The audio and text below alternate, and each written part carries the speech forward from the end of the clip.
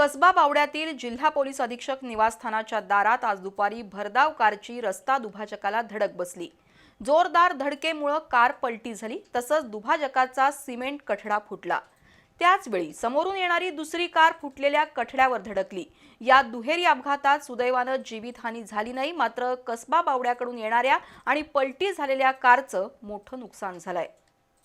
शिंगणापूर इथं राहणारे रवींद्र दळवी आणि बाळासो कांबळे शिरोली एमआयडीसी कडून कोल्हापूरच्या दिशेने येत होते।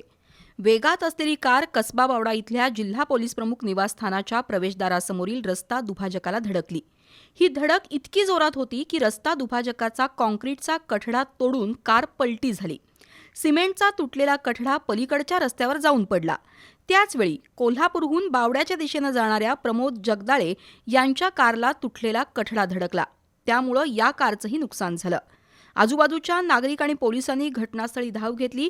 त्यांनी पलटी झालेल्या कारमधील चालक रवींद्र दळवी आणि सहप्रवासी बाळासो कांबळे यांना बाहेर काढलं।